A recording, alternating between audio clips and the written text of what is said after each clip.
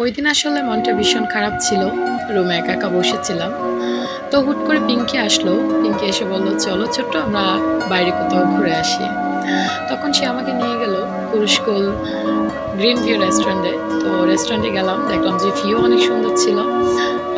তো ভাবলাম কিছু ভিডিও করি, কিন্তু দেখলাম না, চারপাশে প্রচুর লোকজন ছিল। যার কারণে আমি একটু লজ্জা পাচ্ছিলাম আর হাসছিলাম। পরে পিঙ্কি বলল, "না, লজ্জা পেলে তো হবে না, যেহেতু আসছো ভিডিও করবে। তো করে নাও, কিছু মেমোরি তো গেইন করা যায়।" পরে আমি ভিডিও করা শুরু করলাম। দেখলাম যে খুবই ভালো লাগছিল। চারপাশের ভিউটা এতটাই মনোমুগ্ধ করছিল যে, যে কাউকেই সেটা মুগ্ধ করে। তো তারপর সে আমাকে দেখিয়ে দিল সেই যে নদীর যে পাড়, সেখানে দেখলাম যে না, ওখানে ভিউ আরো বেশি চমৎকার ছিল। তো প্রচুর বাতাস ছিল। আস্তে, আস্তে যখন আমার চলে আসছিল, আমার এতটাই রোমান্টিক ফিল হচ্ছিল। খুবই ভালো লাগছিল। কিন্তু কি করব সেটা আমি বুঝতে পারছিলাম না। কখনো বা এই যে কাটা তার ধরেছিলাম, আবার কখনো আমি লাফালাফি করছিলাম। কোথায় যাব, কি করব আসলে বুঝে উঠতে পারছিলাম না। আমি এতটা এক্সাইটেড ছিলাম, খুবই ভালো লাগছিল। এত চমৎকার ভিউ, খুবই সুন্দর।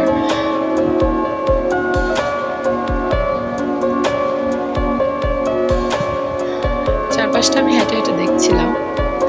তো পরে যখন আমি বেসিনের সামনে গেলাম, দেখলাম যে হাত ধোয়ার যে প্লেসটা তারা সেটাও খুবই সুন্দর করে সাজিয়েছে। পরে ওখানে আমরা ২ জনে মিলে ছবি তুললাম। ছবি তোলার পরে চিন্তা করলাম যে একটা ভিডিও করি। তো ওই প্লেসটাও ভিডিও করে নিলাম। এরপর আসলাম আমরা যে কাঠের যে ব্রিজটা আছে, সেটিও খুবই সুন্দর ছিল। তো ওইটাতে গেলাম। চারপাশে যে নৌকা ছিল সেগুলো দেখলাম। আমি হাঁটছিলাম আর হাঁটছিলাম। পরে পিঙ্কি আমায় বলল যে, "না ছোট্ট, আর হাঁটতে হবে না, এবার থামো।" কিন্তু আমি তো থামছি না। আমার হাঁটতে ভালোই লাগছিল। তো আমি হাঁটছিলাম।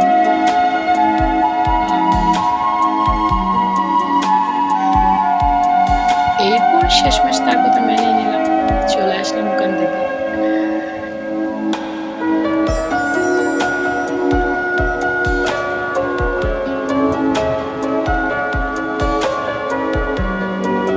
পরে যখন ওখান থেকে আসলাম, দেখলাম যে পাশে একটা দোলনা ছিল।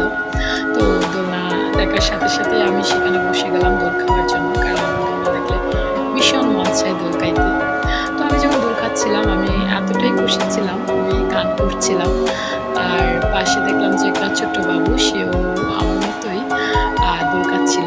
সে হয়তো মনে, মনে ভাবছে যে আমার মতো আরেকটা ছোট্ট আন্টি কোথা থেকে চলে আসলো। তো তার সাথে কথাও বলছিলাম, অনেক দুষ্টুমি করছিলাম। পরে সে বায়না ধরলো সে আমার সাথেই দুলবে। তাকেও আমি আমার নিজের দোলনায় নিয়ে আসলাম। দুজনে একসাথে দুলছিলাম আর অনেক কথাবার্তা বলছিলাম। সে আমাকে জিজ্ঞেস করলো যে, "আন্টি, তুমি কোথা থেকে আসছো? তুমি কি করো?" পরে আমি বললাম সে স্কুলে পড়ে কিনা। সে বলল, "হ্যাঁ, আমি স্কুলে পড়ি।" তখন আমি বললাম, "হ্যাঁ, আমি টিচার। আমিও তো তোমাদের মতো বাচ্চাদেরকে পড়াই।" তখন সে বলল যে, "আন্টি, আন্টি না, তাহলে তুমি আমার ম্যাম হবে।" তো আমি বললাম, "না, তুমি আমাকে ম্যাম ডাকিও না, তুমি আমাকে আন্টি বলেই ডেকো।" তো সে ভীষণ খুশি। এরপর টিকটকের পালা। কারণ আমার টিকটক না করলে আসলে ভালো লাগে না। পরে গেলাম টিকটক করতে, টিকটক করলাম। এখন হচ্ছে খাওয়ার পালা।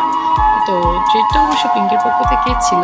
সে ট্রিট দিয়েছিল, কারণ সেই আমাকে নিয়ে গিয়েছে যে খাওয়াবে বলে। তো সে ট্রিট দিয়েছে। অবশ্য পিঙ্কিকে আমি অনেকবার দিয়েছি ট্রিট। পিঙ্কিকে তো আমি কম খাওয়াইনি। চলে আসলাম ২ জন ২ টা গোলাপ নিয়ে। যেহেতু আমাদের গোলাপ দেওয়ার মতো ওখানে কেউ ছিল না। সো নিজেরাই কিনে নিলাম। ২ জন ২ জনকে গোলাপ গিফট করলাম। তো সব মিলিয়ে দিনটা অনেক ভালোই গেল। খুব ভালো সময় কাটিয়েছি। পিঙ্কি, তোমাকে অনেক, অনেক ধন্যবাদ। এত সুন্দর একটা ট্রিট দেওয়ার জন্য, এত সুন্দর একটা প্লেসে নিয়ে যাওয়ার জন্য, খাওয়ানোর